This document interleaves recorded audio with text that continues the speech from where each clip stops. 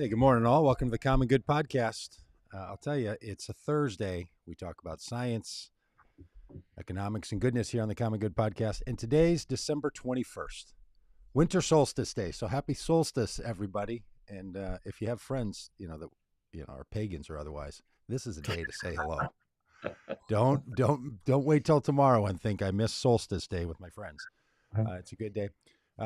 Shortest sunlight day of the year, longest darkness day, depending on, I guess, how you look at it in the northern hemisphere. And I'm assuming the opposite on the southern hemisphere. Things are just going to get brighter around here, friends. And I'm Doug Pagitt in Minneapolis. We have Robb Ryerse, who's often with us on Tuesdays here. And then we have Frederic. Hi, Frederic. Good to see you. Good to be here. Frederic, we often start by talking about the weather, which is a perfect topic for today as we talk about the environment, as we talk about what we can do about it. I live in a place called Minneapolis, Minnesota, the northern part of the United States. We border Canada, middle of the country.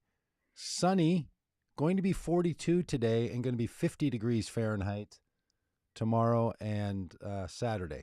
It is supposed to be like 20 degrees right now Fahrenheit. We are 30 degrees above normal. So we can get into all that as we go. But Frederic, how are things where you are?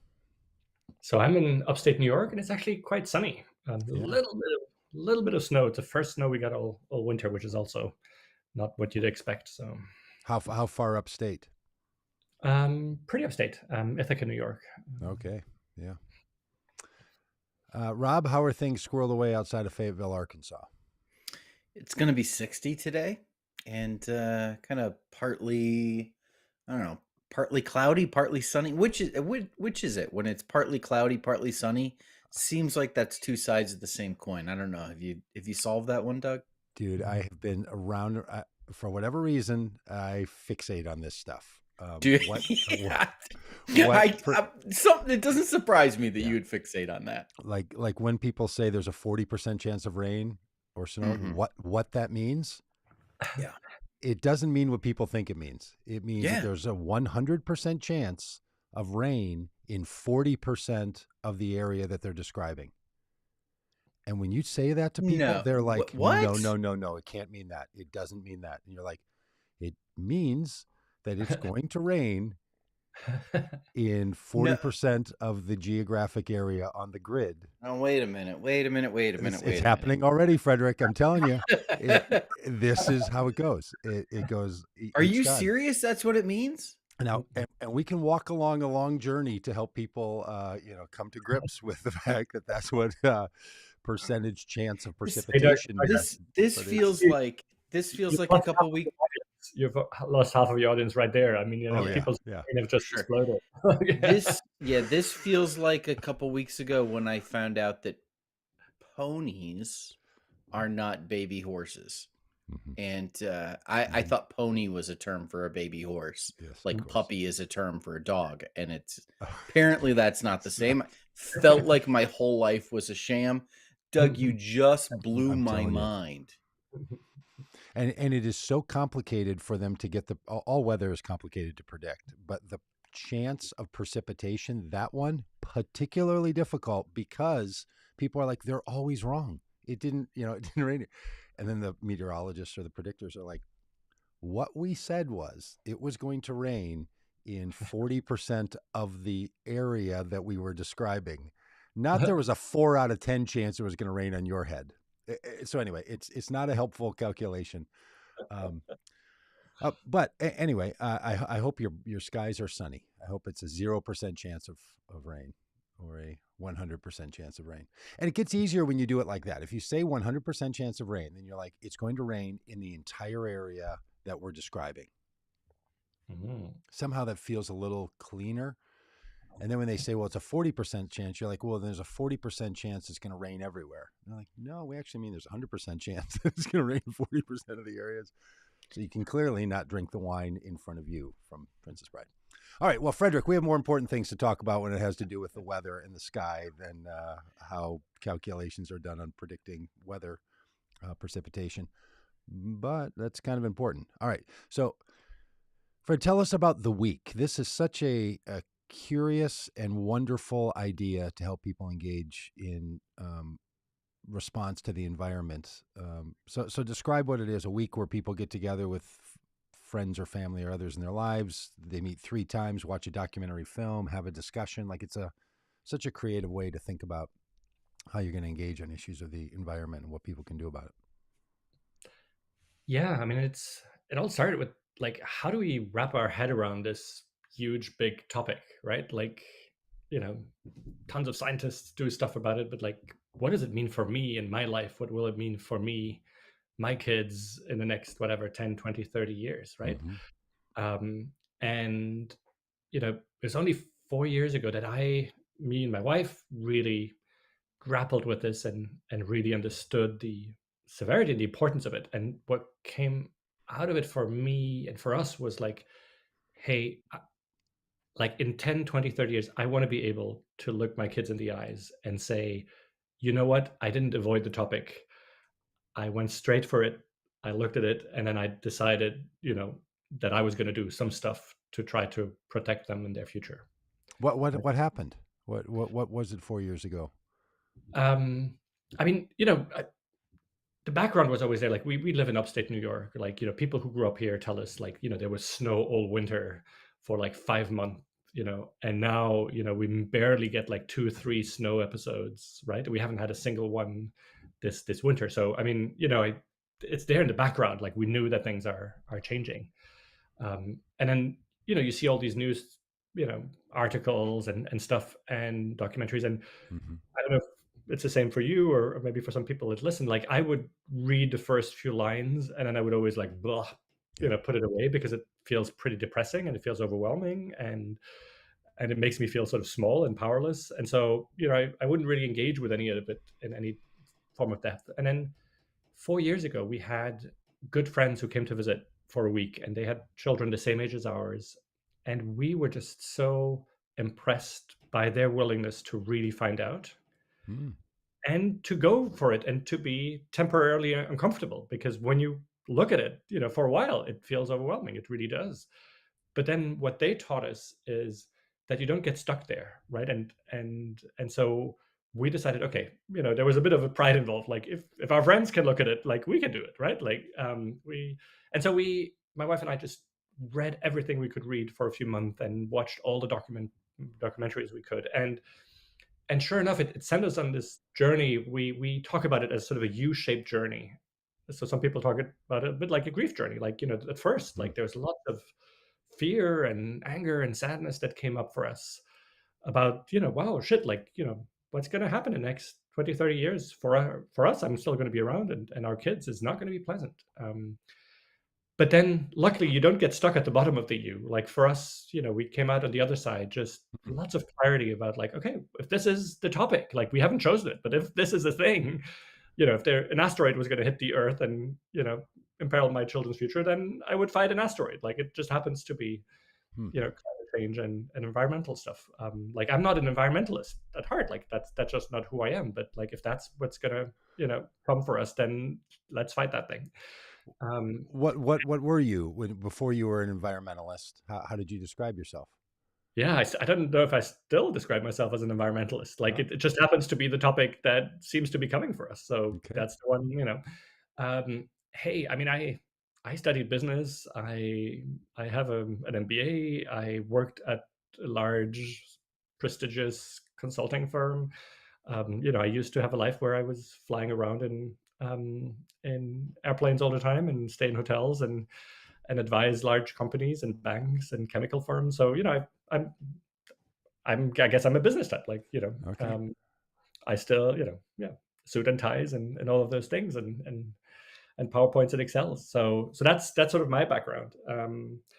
And I found myself stumbling into this. And so when we went through this journey, we figured like, wow, like we spend so much time watching all these documentaries, reading all these things, and we feel like everybody has a right to know. Like everybody has this right to be able to say in 10, 20, 30 years, like I knew what was happening and I made whatever choices I felt I wanted to make. And so this was during the pandemic. And so we invited some friends to go through a little journey with us. And the way we did it was we invited them 3 nights in a row. It was video calls because it was the pandemic. And anyway, a lot of our friends live all over and not, in upstate New York. And so they joined us for 3 nights, and every night we would share for an hour what we had learned, and then we would invite them to have a conversation about it. An open conversation where we don't tell them what to do, because who am I to tell them what to do? But just, okay, this is where this is heading. This is what scientists say, and so what do you want to do about it? And it worked so well. Like, people were so deeply touched and impressed that they started sharing the recordings of these videos, which to us was like crazy. Like, hear people inviting some other friends saying like, hey, I want you to watch this recording of these 2 people talking to us for an hour.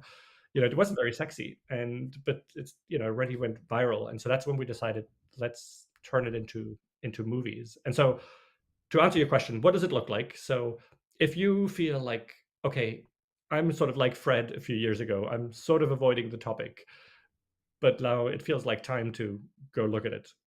You just get a group together. So it's something you don't do alone, right? Because otherwise you feel alone. So you do it with friends or with family members or with colleagues, or with your faith group, in your church, in your sports club, whatever group it is that is important to you, people that you feel like this would be fun to do it with. You invite them to come together 3 times, every time like an hour and a half. And the first hour, you watch this documentary that we created, that we've sort of very carefully scripted and lovingly produced, and you watch it together. And then we suggest a simple format to discuss with that group. Hey, what showed up for me, when I watched it? Like, how do I make sense of it? Because again, we don't tell people what to do. Like, I don't like people to tell me what I'm supposed to do. And so, when climate scientists tell me like, you should do this or you shouldn't do that, like, I don't like that. So we just lay out, what we've learned, and then people decide for themselves, like, what they want to do with it. And the 3 episodes are written in a way that sort of lead people through that same sort of U-shaped journey that we were in. So episode 1 is quite brutal, to be honest. Like, it just lays it all out there, right? The metaphor we use is, like, we show all the puzzle pieces. Like, one of the reasons that most of us don't engage too much with it, other than it feels overwhelming, is, we take this in bits and pieces, right? Like, hey, there's suddenly this heat dome there, and there's wildfires there, and then, we don't have enough water in California anymore, and and then we have these hurricanes, but it rarely comes together to make like this complete picture, including what will happen to us in the next 30 years, right? And so we don't talk about icebergs melting. We don't talk about, the polar bears, but we talk about like, hey, here in the US where we live, depending on where you live, what will happen, in the next 30 years. And so we just make it very simple, very, conversational, very human, like, that's episode 1. So episode 1, you basically go down the U, right? It's this thing that most of us have been trying to avoid. But we bring it in a very simple fashion, like we're talking to friends, or like we're talking to neighbors. And so, the conversation after episode 1 is often beautiful. Like, people just think about themselves, their kids, what's going to happen. And so we hear from a lot of people who tell us like, I've watched it with a group of friends. We've been friends for 15 years. And this is the deepest conversation we've had because we just slowed down, took the time, and talked about something super essential, which is like, our future and the future we wish for our kids. And so that's, first episode, you watch a 1-hour film, you have a half-hour conversation, and then you can't binge watch. You have to wait 24 hours. It's sort of part of the process. It's like you have to sit with it for at least a day or 2, right? And then episode 2 is sort of the bottom of the U, where we go into like, how did we get into this? And is there hope? Like, what would be the kind of changes we'd need to do individually, but also collectively, to turn this around? So that's episode 2. And so people with episode 2, same thing, 1-hour film, then have a conversation, and they sort of reconnect with possibilities and hope. And then again, you can't binge watch it. And episode 3 gets you sort of back up the U. So for most people, that's the episode that's full of, energy and inspiration. And again, we don't tell people what to do, but we just show like, hey, there's so many we need to shift our energy systems, we need to shift our food systems, and what part do you want to play? What would you enjoy doing? What are you good at? Like, Mm. what would be your unique contribution? And so for a lot of people, they tell us like this third episode is a really interesting reframing. Like, so much of the environmental discourse has been sort of a, you know, we have to sacrifice, we have to stop doing things we like, and it's not a Yeah, very, for sure. appealing. And so we sort of turn this around and say, whether we realize it or not, whether we want it or not, like, this is going to be one of the, if not the defining collective adventure, Mm. for humanity in the next 10, 20, 30 years. And if there's such an adventure, like, where do you want to be? Do you want to stay on the sidelines, or do you want to be part of it? And if Mm. you want to be part of it, what would give you joy? What would make your life richer? Yeah. And so for a lot of people, that suddenly unlocks lots of possibilities. And then, these groups of people, these friends, or these, groups of family, or, with their faith group, they suddenly decide together, like, hey, let's do this. This would be fun. Let's, Yeah. Fred, I'm curious that you have kind of brought together two things that actually bring about change in people's lives. Mhm. What's really interesting, I remember um, uh, um, Doug said once that um, i- if someone has changed, if someone's going through some kind of significant change in their life, it's most likely because they've seen a documentary. And Yeah. there's something about that medium that helps people think differently about things. That, coupled with a group of people, a community, a group of friends, um, like that seems like a really powerful combination. And I'm curious, like, what that was like in terms of kind of thinking about, okay, we're going to turn these Zoom calls into documentaries, and then we're going to like try to get people to facilitate, groups of, folks watching them together. Like, where did that idea come from? So the idea to do it in groups really came from Ellen, my wife. So this is a joint project that the both of us did, Mm. and she had this idea of, like, let's just say you can't do this. You can't do this alone. You have to do it as a group. And at first, I thought, like, wow, that's a big constraint. My idea was like, okay, let's have sort of this 3 episodes. Let's help people go through this U-shaped journey that we went through. Um, and yeah, and she was so right to say, like, no, let's do it as groups, because the risk otherwise, that I've seen this with documentaries, like, I see a documentary and I've been super touched. Yeah. There's something in me that is stirring, but if my wife or my friends or my family or my colleagues haven't seen it, Mhm. Mhm. then suddenly I feel sort of like, I've gone through this thing, but they have no idea. And especially if I want to change something in my life Mhm. about this, and they don't see this, like, I mean, it happens all the time. Like, you want to make some change, and the people around you go, like, what happened to you? Like, Mhm. I don't Mhm. recognize you. Like, I want the old version of you back, Yeah. right? And they want to, hold you back. And so the same thing happens. In the films, we filmed 9 wonderful, Yeah. amazing, sort of ordinary heroes, right? We Yeah. we chose I to was film yeah. ordinary people. Yeah, I was gonna say I wanted to let folks know that it's not just your and Helene's journey, Yeah, but it tells the story of people that are engaged and involved. yeah. And so they're ordinary, people who've had the courage to really face what's coming, and decided, that they would do something about it. And each one, decided for their own what it would be. And I remember one person, Yancey, who worked in the oil industry, and he was just shocked by the number of spills, and what they were asked to do, and at some point it made no sense. And he's a yeah, he's a deeply religious person, so he really prayed with, on this with his wife, to decide to discern. And he made a segue to a whole different, he brought now his skills to electric car industry, and but what is so beautiful is like he had the support of his wife, right?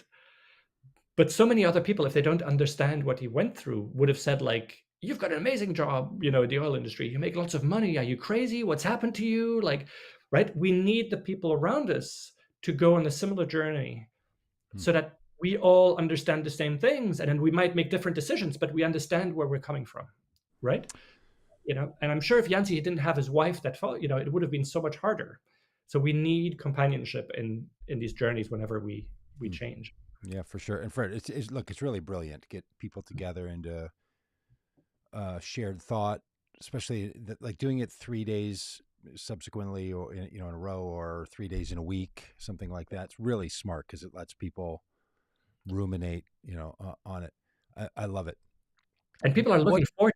Like we've even had groups. I mean, we tell people it should be a group that right? Your friends, family, colleagues, Sure. whatever. Right. But sometimes we've had groups for some reason where people assembled friends who didn't know each other, right? Imagine, Doug, you assembled a number of friends who don't know each other, and like after episode one, like people are so looking forward to meeting again for episode 2 and 3. Like Yeah. something quite deep Right. happens, and we know that uh, more than 50% of the groups decide to keep meeting at Right on. least a fourth time afterwards. So people have had something, just these profound, beautiful conversations where you show up real, where you figure out, where nobody tells you what to do, and people just want to keep staying in that space. Yeah, I mean, I imagine it fills a lot of needs for people. Some of it might be specific topic to the environment and what they can do in response. Some of it's just also people want to have interesting conversations with smart people about things that matter, and Oh, we're void of that in our society. I mean, a lot exactly. of us do go to places and do things just to get a little taste of, can I Mhm. just be in a significant interaction with someone about something? Yeah. You take almost anything, it doesn't matter. It's like why Yeah. people are in book clubs. They're like, it's never about the book. Sometimes it's about the wine, but it's Mhm. usually just about talking to somebody about something that matters, that's not just the typical how was your day, and how do they calculate the precipitation chances. Like they want something more consequential than that. So Doug, that I was think it's interesting. Don't beat yourself up. yeah, I I think it's brilliant. How many of these people are doing it like you did in your original run through, where they're doing it on Zoom or something, versus they're gathering together in someone's shared, in a house in the shared space? Both can be done. 40% of the groups are doing it online, on some video conferencing platform, and 60% are doing it, in Okay. person. You don't see any real difference in No, so it was far about how connected people feel or anything? no, that was surprising and encouraging for us. Like I thought, like, if you're in person, obviously, like that's gonna feel like even more like a bonding experience. But actually, Yeah, it depends on the person. Yeah. Yeah. yeah, Yeah. Especially introverts. A lot of introverts, and their anxiety just goes through the roof when they're in a Yeah. room and they're watching the dynamics happen. They're like, oh Yeah. my gosh. And, Mhm. Yeah. it's a lot of social pressure. So, yeah, the Zoom can be a real Yeah. safety place for a lot of people.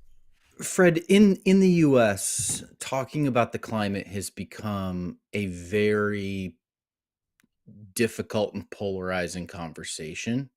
It's Yeah. become almost political that like, you don't talk about religion, you don't talk about politics. I mean, we break those rules here at Vote Common Good all the time. That's kind of what we're all about. But there is kind of that thing of like, okay, I don't want to talk about like when I'm going home for Christmas. There's a few things I don't want to talk about Donald Trump. I don't want to talk about Hunter Biden. I don't want to talk about climate change. Like Mhm. there's some things that people feel like can be very divisive. Mhm. How do you tackle that? How do you well, like what's your approach with that?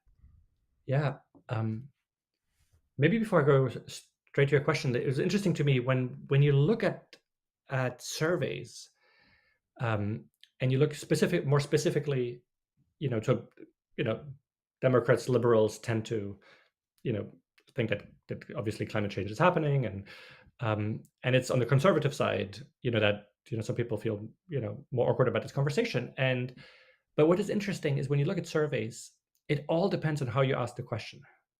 So if you ask the question in a non-political way, in something that doesn't trigger your identity, right? It doesn't trigger you like I'm a conservative, I'm a Republican. Then people on the conservative side, just like people on Mhm. on the more liberal side, are really concerned, right? They see the thing happening.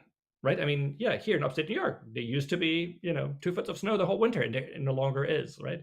Somebody the other day who lives in Long Island tells me that when he was a kid, trucks would drive across the ice from Long Island on the ocean to Fire Island, right? Like Yeah. unthinkable today. So people see this, people are concerned, right? So if you ask it in a non-political way, lots of conservatives are really concerned. As soon as you ask the same question, but you phrase it in some way that sounds political, right? That touches your identity, suddenly people feel like they have to say, oh, it's not happening, or maybe it's happening, but it's human, it's not human, Hmm. Hmm. whatever it is. And so um, my advice would be, bring it in the same way, bring it in a non-political way, which is what we've done with a week, by the way, right? Like the whole way we talk about this is we just leave politics aside. Like, this is about us, our children. Like I'm like, so I believe that climate change is happening. We see it. I believe that we need to take a lot of actions, but let's imagine that I'm wrong, right? Um, in worst case, in 30 years, what will my kids say? Oh, you were wrong about this thing. But imagine I'm, I'm denying this thing and it's really happening. Hmm. I mean, what your kids will tell you is like, what? For Yeah. your, party affiliation, Yeah. you decided to ignore the science and Yeah. so, There's a so Pascal's wager kind of thing to it. Yeah. Yeah, Fred, I want to ask you. So a lot of people don't have a problem with the first two movements in the U. It seems to me that you've described, right? They look, they see, they recognize things. They got it. yeah, They yeah, see that there's a scenario. The issue comes in what is someone supposed to do, and yeah, that's where it gets political. So they're like, "Hey, I understand this is happening, but don't take my gas, running automobile. Don't tell me about my gas stoves. Don't tell me about my light bulbs." Yada yada. So the response side, or people saying like governments doing carbon buy-offs and just paying another country so they can pollute on their behalf, and that's not good enough. It's almost always the response to the dilemma, not the dilemma. And yeah, and when people are like, well, just don't get to the response, of course nobody wants to. So I want your response to that, and then also to this. There's a very deep sense that I have that there are some crises that cannot be solved by individual personal responses. mhm, That's not how we got them. yeah, We didn't get them by human behavior and choices of food liberals. foods that we bought, or which so many, like, whether I recycle my cans is something I'm going to do, but that's not the solution because that wasn't the problem. There Yeah, might be really good reasons why we do that. It keeps people alive and awake, and I think it's a really good practice, all this. But it's not the solution. How do you I mean, it feels a bit like when I hear these conversations with people about like when you meet with somebody who works in hospice care and they're like, here's what I know in hospice care. Every one of us is going to die. You don't want to look at it, but you will. yeah. Chances are in 30 years, and if not 30, then 40, and if not 40, then 50, and if not 50, then 100, you're going to be dead. And you're not dealing with it. You're walking around in your life, right? And you should deal with it. And you should maybe make arrangements for it. You should maybe prepare for it. Don't let your kids run into you just dying and then your stuff is a mess and you didn't do anything. But that existential crisis is something human beings choose to avoid Yeah, consistently. So it feels like when people get to the dire, what should we do 30 years, they're like, well, it's inevitable, or there's nothing I can really do about it. This is at a higher pay level, or the yeah, things you're asking me to do at some point, they just feel, like sure, I could go work out and I will and I should, but that's because I want a better life, not because I want to add a day. yeah, So do you see what I'm getting at? I know a lot of people who just struggle not with the down move and not with the grief, but yeah. with the what are we supposed to do about this? And if I start telling myself that I become the hero in this crisis story, I don't know that that really feels honest to what I should be doing. So anyway, all of that. You've obviously thought about all this, and I'm interested in how you deal with it. Yeah, I mean, in the third episode, when we go up to you, we share what these 9 people that we filmed, like, what they decided to do. And very quickly we sort of populate that thing with like lots of things you can do, right? And so we quickly overcome this idea of what could I do? Don't even know where to start, like other than recycling or changing light bulbs, to like there's tons of things you can do, right? There's things you can do at home, in your home, and there's like a whole list. There's things that you can do in the communities you're part of. There's things you can do in your workplace. If you have, that's often a place where like, if you want to avoid a bit of plastic or whatever you want to do, or, save some energy at home, that's great. But like in your workplace, you can do that times 500. Like, if you start initiating a project and it's fun and to do it with colleagues. And then there's things you can do in sort of the wider community and activism, and then there's obviously influencing what governance and politics can do. So there's very quickly we established like, hey, there's tons of things you can do, and then within that, what would sound like me, like what would be fun, like what am I good at, like and one of the things that I found striking as when we got deeper into this over the last 4 years is we met so many interesting people, and none of them would want to go back to before they had really dealt with it. Oh. And before they got active, right? In some ways, they feel like their lives got richer. Like they've met interesting people. They do stuff that feels meaningful. Like if they're more introverts, they do stuff on their own, research stuff, and they've insulated their own home because they're introverts. If they're extroverts, they found their gang, they found their group with whom they're doing interesting things. And so, yeah, I can just invite you, like, go do the week and then see in episode 3 everything that shows up. Great. Because yeah, among all these things, there will be something that will be fun for you. Yeah, but okay, I love it. And look, all the things we can do to be more humanly engaged and flourish better as humanity is important. Often in environmental conversations, though, the thing that drives a lot of people to it is they want to solve the problem. Yeah. How do you deal with that question for people who are like, I'm looking at this and I am not going to be satisfied with like, hey, I met some good people and I learned a few things and nothing changed in 30 and now years. Like maybe I got it off my back and my kids are going to say like, well, grandpa worked hard, but nothing actually changed. Like I don't just want to do reputation protection. I want to change the environment. You know what I'm getting at? Like those people who do that, how do you deal with both of those impulses or both of those realities? I mean, I'm not struggling, but like they show up in my own life. Like, is what I'm doing, is it enough? And one thing that I understood at some point is I think I've just watched too many superhero movies. I've read too many Harry Potter books to my kids. And I think collectively we've sort of been brainwashed with this idea that when there's a crisis, there is the one person, the chosen one, right? Or the person with the superpowers who will save the day for everyone else, right? And obviously I'm not the chosen one. I don't have superpowers. Like there's, this crisis is so big, I won't save it. And so there's part of me that just goes like, well, shit, if I won't save it, then I might just as well not do anything, right?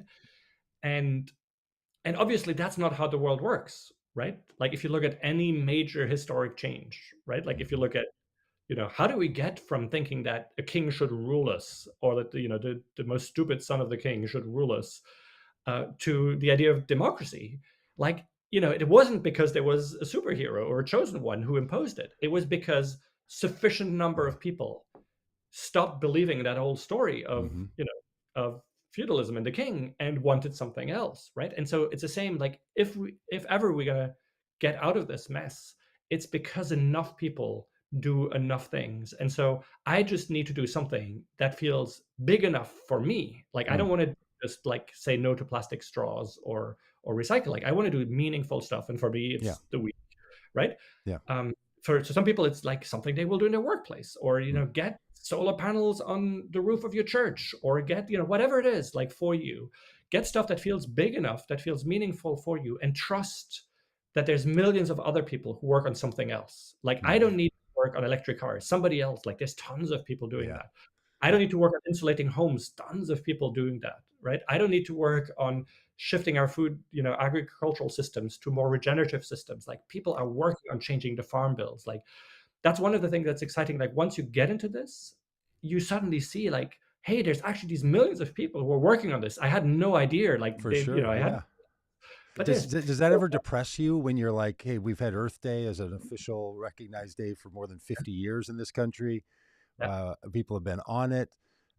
We have so many efforts to try to deal with it, and yet, and look, I get that. Like when you talk about the environment, that's a big category, from yeah, air pollution to water to mercury levels in fish, because there's no safe fish to eat anywhere in the world because mercury loads.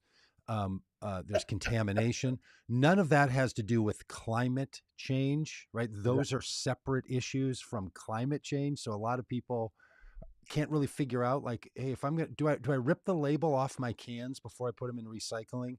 That yeah, may not have anything to do with carbon dioxide loads in the environment that's causing, you know, yeah. gas buildup. So, like, how do you help people, or do you not? Do you sort of deal with in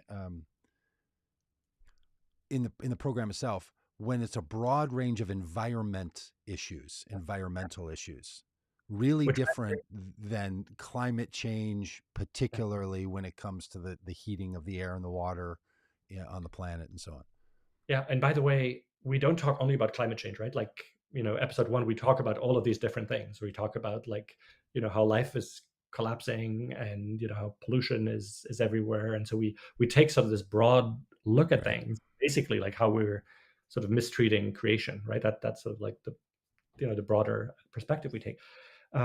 Yeah, I mean, sometimes I feel like I'm hopeful and I feel like we can turn this around. And there's other times where I feel like, shit, this isn't moving fast enough.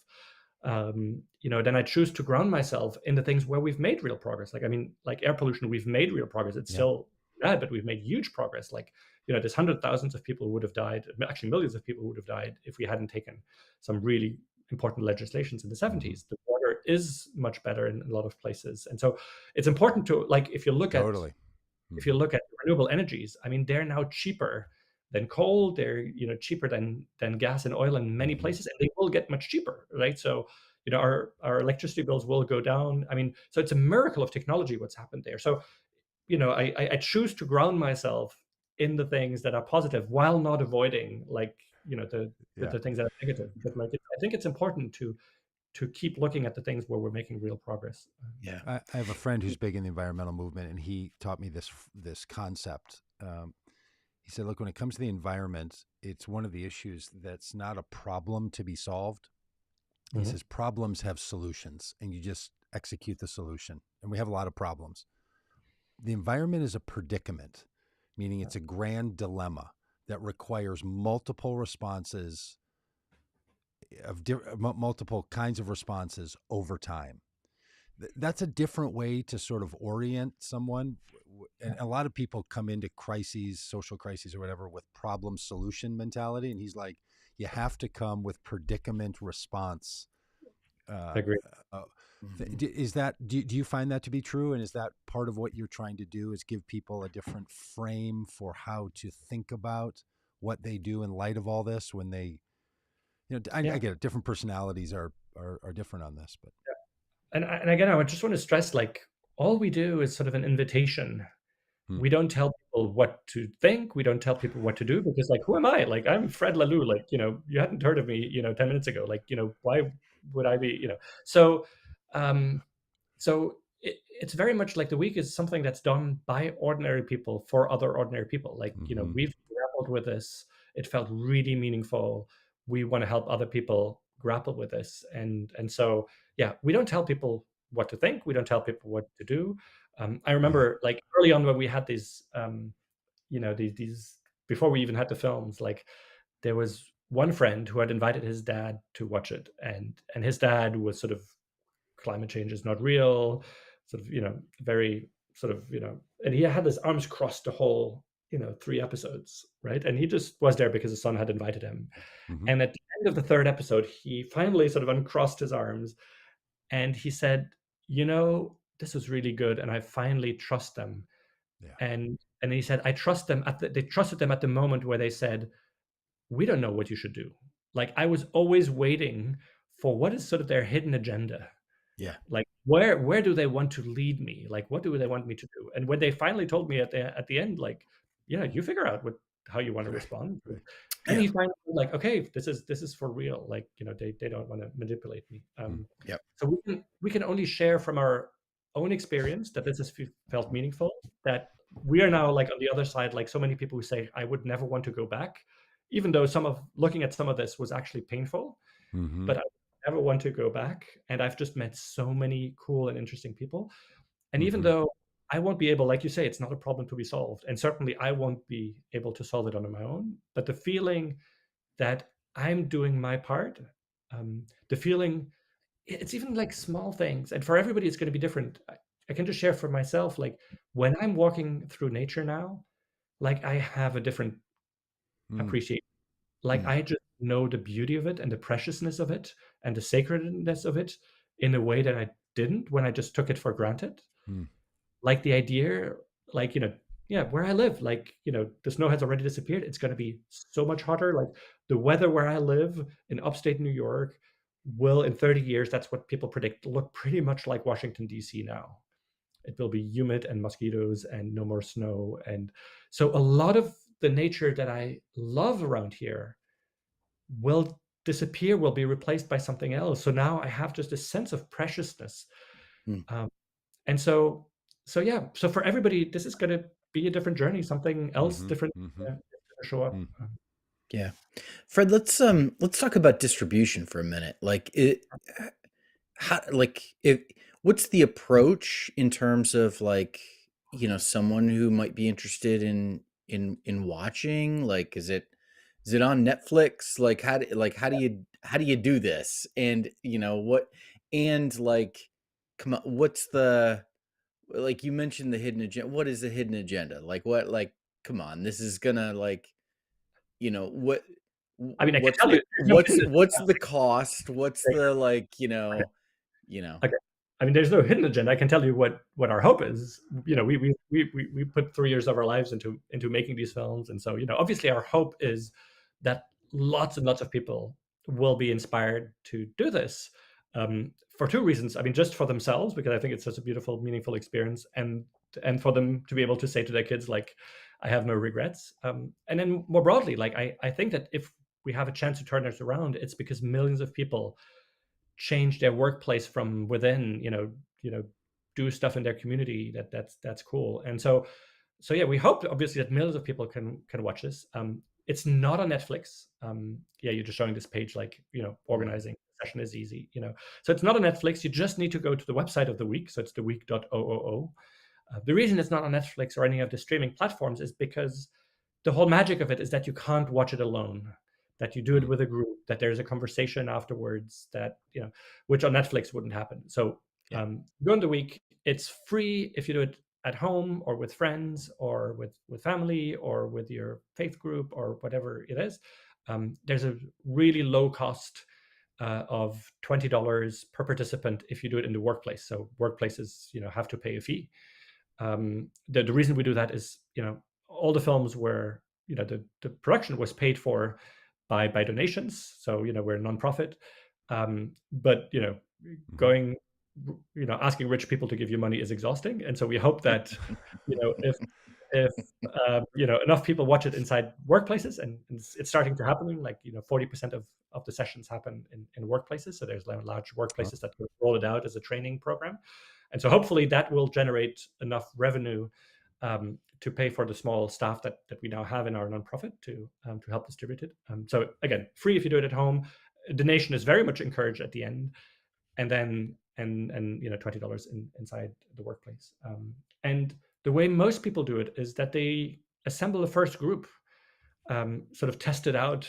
It takes a bit of a you take like a little bit of a social risk the first time you do it, right? Like you invite friends who haven't seen it, and you go like, okay, apparently this thing is really cool, so let's do it.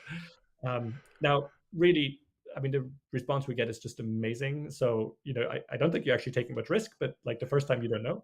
Fred, And I can imagine two levels of risk in the people I will invite. I'm going to do one of these myself. I think this is brilliant. One of those are people that are like, oh, I'm not interested in this stuff. This is kind of a bunch of fooey hooey, or it's all dire. The other are people who are like, okay, the first thing we're going to do is talk to all of our neighbors and get them to stop watering their lawns. And the second thing we're going to do is we're going to make sure that the cans are collected. And the third thing we're going to do is make sure that when somebody's painting a house that they don't use this kind of paint. Like they just kick in immediately to the, I've been thinking about this a long time and I didn't need this documentary and here I go, right? That energy. Yeah. Um, do you give tips and help to hosts like me that have this worry that like the people who will say yes to this are people who care about the environment? And a lot of those people in my life, they do have an agenda about what you should do. And they're not going to let any group of people that are sitting in a room talking about this leave without knowing the three things they should do. Or tell me that I can't have an Amazon delivery at my house again because the social shame is through the roof. You see what I'm getting at? I'm totally getting it. Let's talk about let's talk How do you about help a host yeah, feel good about how this is going to go down? yeah. So let me talk about the both extremes that you talked about, right? So the people who normally like go like, not interested, don't want to do this, right? If it's like if you want to invite them because they're important, they're meaningful. We have lots of people who say like, hey, I invited my parents, they're not into this, but it was important for me for them, to understand me, right? Like something that was important to me is that the advice we give them is to say, hey, please join this thing. I know this might not be something that you would choose to do, but it's really important. And so if you want to understand where I'm at, Nice. if our relationship matters, like, and again, trust me, this is not something, I have no expectations, I don't want you to do necessarily something at the end, it's just for you to understand where I'm coming from. And so suddenly sort of the shoulders drop, people go like, okay, that's okay, I can do that, because you matter to me. So that's one extreme. The other extreme, the people who are already like gung-ho, right? We tell them like, you're not the target audience, right? Like you're already like deep into this, right? So for you it's probably not going to be something very new, but you might find it interesting as something that you might use with those family and friends and colleagues who you've been trying to convince. And the more you try to convince them, the more they push back. And then generally by that time, people like smile and laugh because they recognize themselves. Like, they've been just pushing too hard and they've noticed like it's not working. So they're frustrated, right? And one of the reasons that they are so adamant is they're frustrated. They've tried to get people to care and they haven't managed to, And so we introduced the week as like, hey, here's a tool, watch it with me. And I think you might find it an interesting tool to then share it with those people you've been trying to convince where it hasn't worked. Because then the week sort of does the work for you. You no longer have to convince them. You just need to invite them. And then let the thing do it, sort of its magic. And I think the tone that we use in the week is simply the tone that I like, which is like no blame, no shame, no telling people what to do. And so I think people get it. Like when they've watched it, even though before that they were into the shaming piece, like they've sort of rubbed off on them, I think. I like that. No blame, no shame. The website also has no polar bears. Can you say why that's important and what you're getting at with that little phrase there? This is not, with a polar bear with an X through it. It was just very important to me. Like one thing that was frustrating. So when my wife and I 4 years ago decided we really wanted to find out what's going to happen, and maybe this will reflect badly on me, but like, to be honest, I wasn't so interested in icebergs melting and polar bears. I mean, I do care about polar bears, but like I've never met one in my life.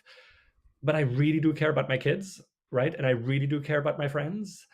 And so what I wanted to find out was like, what is going to freaking happen to me and my kids where I live?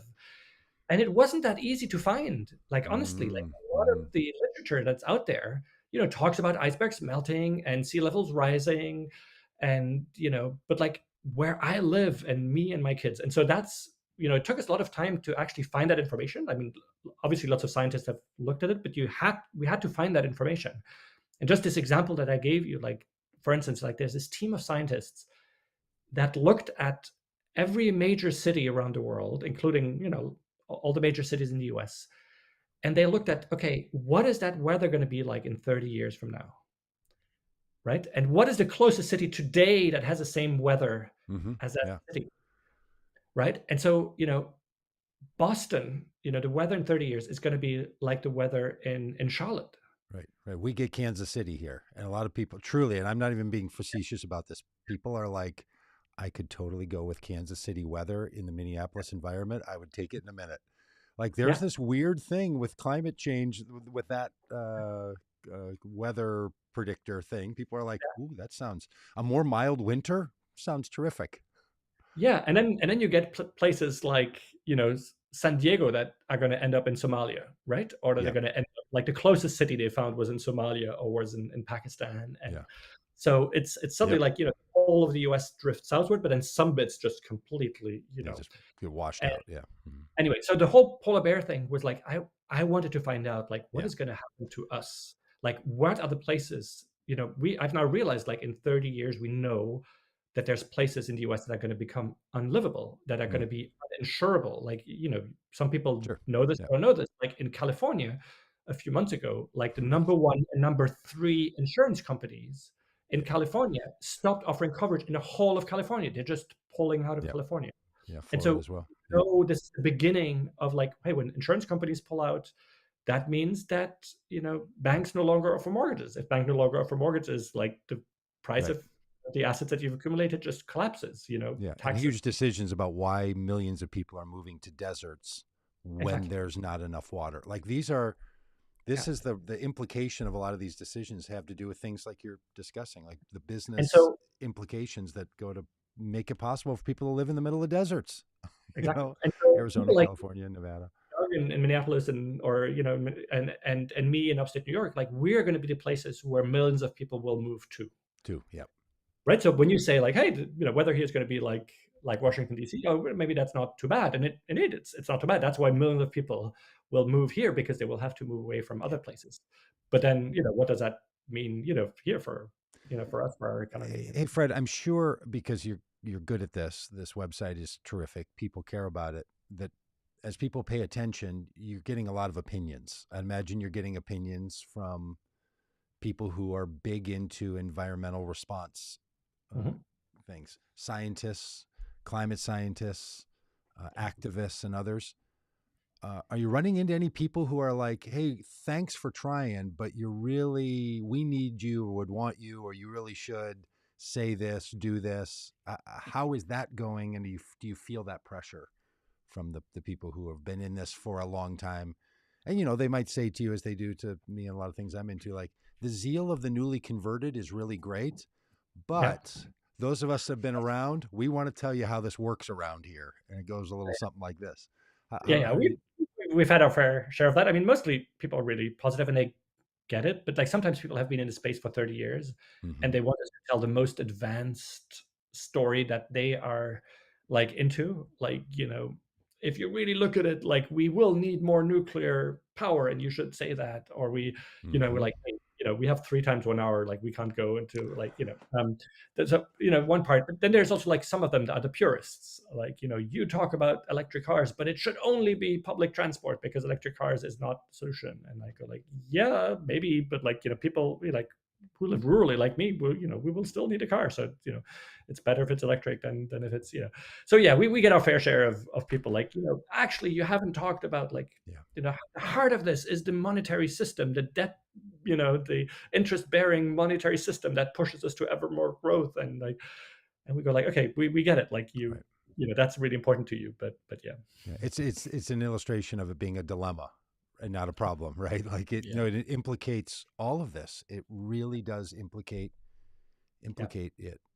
And it seems like you also have, and I appreciate this, but I imagine some other people don't, a a human centric view of environment and climate change. What is the impact on human beings? There's a lot of people in the environmental movement that will say, like, look, the earth is not going to go away. The earth will be here. It was here in a ice age. It was Mm. here when there were dinosaurs. The earth is going to be here. But human beings are not going to flourish. Alligators might, but not human beings. But that's a particular view. That's a very human centric view of the environment. Yeah. Are you deliberate about that? And do you want people to sort of know that part of this when they get into it, or do you have thoughts about any of that?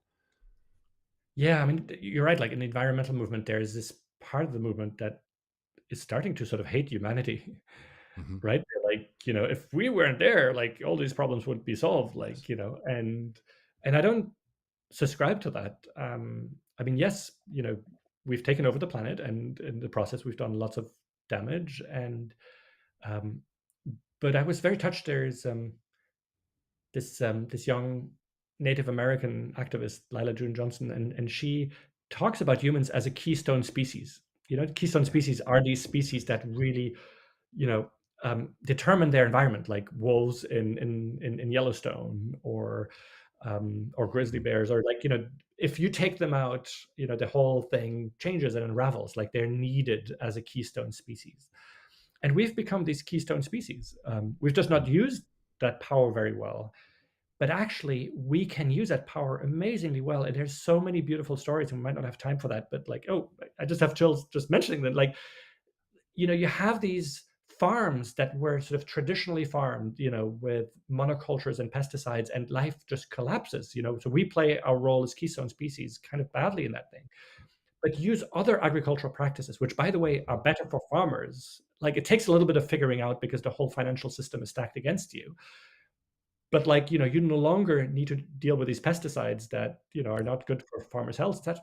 And like life rebounds. I mean, you have just the most amazing, ecosystem. Like, and nature rebounds so quickly. Like, that's one of the things we've learned recently. Like in 10 years, like a farm that was farmed traditionally, like, I mean, you just have an explosion of life, right? And so we can use our role as keystone species to very quickly, like when we Yeah. decide that we're going to protect 30% of the oceans, like within 10 years, like these 30%, I mean, life just completely rebounds, right? And so I don't have that hating image of Yeah. humans, but I also think that we need to be aware that we are keystone species, right? Like, I remember there's this one statistics that maybe I shouldn't give it away because it's in episode 1, but like, um, No one will you know, remember. we're not too heavy on statistics. I mean, all of the science that we present is really solid, and we had like a scientific committee, like, vet everything we did. But we were trying to look for these illustrations that hit home on me, like, more than any sort of just data and facts. And there's like this one tidbit: if you take the weight of all human beings, okay, imagine we were, put all human beings on a scale, like, the 8 billion of us, and then you take the weight of all of our livestock, right? All of our vertebrate livestock, right? And so the cows and the chickens, and right. And then on the other side of the scale, you would put all of wildlife, right? All of vertebrate wildlife, like all of the bears and what have you, right? And then you would compare the weight, like, what do you think? How do these two compare? Mm. Well, it looks like humans and our livestock are now 96% of the weight. Mm. All of the other, wildlife is down to 4%. Like, so we have to be like, when I heard that, like, I realized, like, Yeah. freaking, I mean, we're dominating this place, right? That Yeah. we're just dominating this place. Like, Yeah. another tip that didn't make it into the films, I'm just going to say it. I don't know, Rob, if you came across this thing, like, if you take all of the weight of the human generated stuff, so our asphalt, our buildings, our plastic, our, if you take the weight of all human made stuff, it's more than the weight of all living things, Mm. of all trees, of all living soil. I mean, that's, so it's, it's human centric in a sense, like, yeah, let's realize like how much we've taken over. Mm. And let's also realize like how quickly we could change things for the better, because if we partner with nature, nature just rebounds so quickly. And it's Yeah. beautiful. I'm sure you saw it, that film that Apple put out with the with National Geographic of what happened during the pandemic. Yeah. Have you seen that one where they? No, I heard about it. I still have to see it. It's Yeah. amazing that what they. I mean, a bunch of photographers and videographers of nature, when the pandemic hit, realized, hey, we're shutting the planet down. Let's go see what happens. So they set cameras all over and recording devices in the oceans, and within weeks, animals were coming back into cities, and dolphins and whales were communicating in tones and patterns, that songs that they hadn't used before because the ships affected them. And like within a year, that there was somebody in, I think it was in India, who had tears in his eyes because he said he saw the mountain that he knew was there, but pollution had covered it and he had never seen it in his life. Wow. To your point that this, now granted, a global, commerce shutdown of 70% is a big deal, Yeah. but the planet wants to heal, like it is an extraordinarily moving visual experience to sort of watch it. And it's as you put so well, it's conflicted as both heart inspiring and heart sinking, because we know that it just, we just went right back to it. Yeah. Hey, Fred, just say again, if somebody's interested in checking out the week, Yeah. maybe, family's going to be around, this coming week and, for the holidays, and you want to, do something meaningful, or, thinking about maybe a church group, a small group at your church, or even thinking about talking with the, the HR department at your work, and, like, hey, how, if somebody's interested in doing this, what do they do? Where do they go? How does that work? So they just go to. Oh, sorry. Did you hear that? Somebody's. Yeah, I don't know. Sorry. I thought this was part of your answer. It's going to be Yeah. a little rumba. Musical interlude. Yeah, we're gonna. Well, you start dancing. First thing you do, you play this beat and you dance to it. So the first thing you do is you just go to the website, theweek.oo, and you just say like, okay, register my group. You just go there. You say like, okay, it's a group of whatever, 4 people, 8 people, 10 people, whatever it is. And so you sign up for your session, and then you say if it's an online group or an in-person group, and then we will send you the links. So the link to episode 1, and then you land on a page. I don't know if you can show it here. That's really simple, really well done. Said like step 1, welcome everyone, and then step 2, watch the film together. Step 3, take a 1-minute break, if you want to, and step 4, here's the conversation starter. The thing is, we try to make it as easy as possible. So as an organizer, like you just receive an email that explains all that. The thing is self-explanatory. So, it's super easy.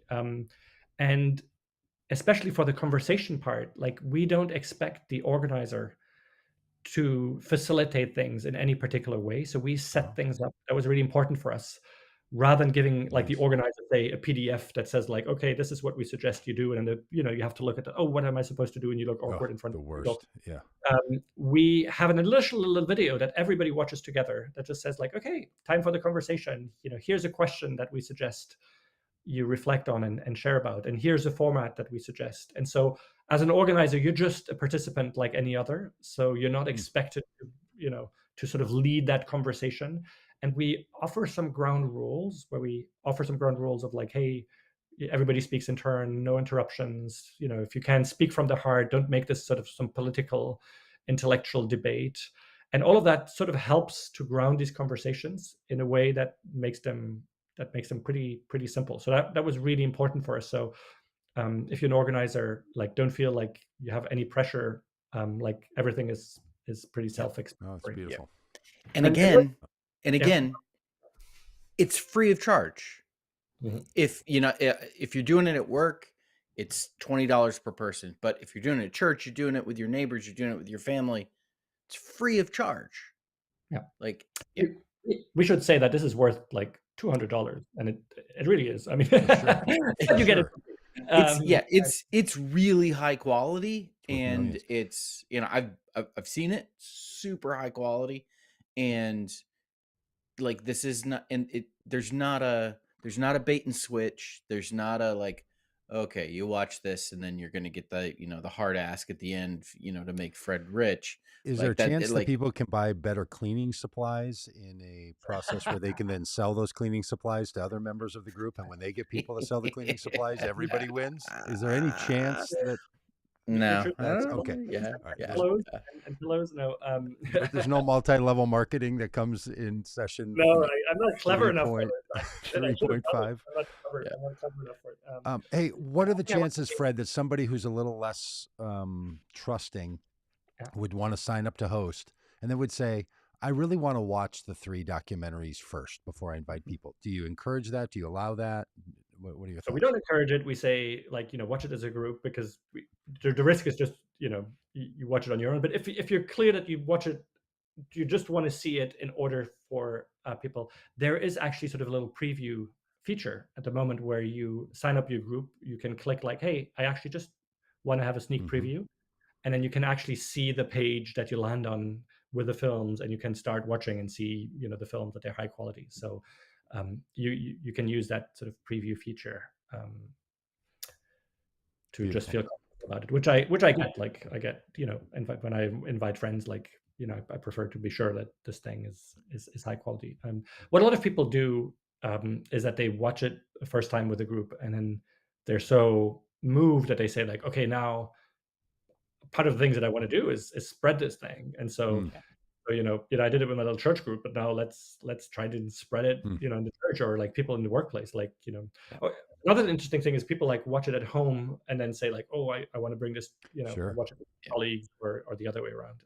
Fred, I think about people in this dilemma too. I've started playing music at these open mic nights, and I was talking to somebody at an open mic, and he said, well, I like to play over at this other one as well, and they do a featured artist thing, but you have to guarantee that you'll have 15 people that will show up if you're the featured artist to sort of watch. And he looked and said, he's a little older than I am, so he's probably early 60s, and he said, I don't have 15 friends. just honestly, like, that's the problem. It is really true. A lot of people don't have friends that they would be like, I don't know. I don't know who would do this or that. Do you do anything to encourage people to say, like, I don't know, put something out with non-friends on Facebook, or in a Craigslist ad or something? Or do you really think, no, let this be in a relational network? Do you have any thoughts about that for people who are thinking about wanting to do this online or elsewhere? Yeah, I mean, if you have a group that is an obvious group to do it with, then that's what we encouraged you to do. That just makes a lot of sense. But otherwise, yeah, we have people who've posted something on Facebook or on LinkedIn. Or just like, I want to do this, and here are 3 dates, and who wants to join me? And so people have done it, and it works. Again, or sometimes you do it, Rob, this has me thinking we should just do one of these Vote Common Goodwise. Like, Fred, do you have a suggestion of how many people are good to have in an online group? Like, is there a number you think works, or does it just break people into groups by 5 people in a discussion? There's actually something powerful about this being a very large group. So we've had groups, like, I think the largest we've had so far is like 400 people. And then you break them out into subgroups, for the conversation. But there is something powerful when you start this thing and you see that there's lots of people, and you just know, like, hey, wow, lots of people are going through the same experience that I am watching the film and breaking out into subgroups. So you can, there's no limit. We should totally do that. Yeah. Oh, great. See, this was just going to be a good conversation, Fred. You said you didn't have any agenda. Now I got 3 things to go do out of this. This is how people like you work. You're sneaky. You're sneaky like that. You're like, hey, I'm not here to sell you anything, but take a bite of this chocolate and see if you want to bring the bar home with you. Well done. I see that magic trick. Yeah. Fred, thank you so much for taking the time to chat with us. And thank you for one last thing before Rob does the right thing to land this plane. I've never seen a website that is, theweek.000. Oh, yeah. People always Exempic, I think, is what comes to mind. You know what? What is 000? It was just one of those things that was created to create additional domain names, so it doesn't have actually any significance. And I just liked it because, .com, we're not a company, right? We're a nonprofit. But .org sounds like we're like, I don't know, agenda, totally. Agenda or something. Like what is the domain name for like ordinary people that do stuff for other ordinary people? Like, it didn't really exist. And I just thought like was easy and memorable and weird, and people ask about it, and so they remember it. And I like it. Yeah. And it was pretty cheap because nobody is taking the OOOs. Like the .org was available, but it was really expensive. So yeah, you have the week.oo. Yeah, the place to go is the week.000. Yeah.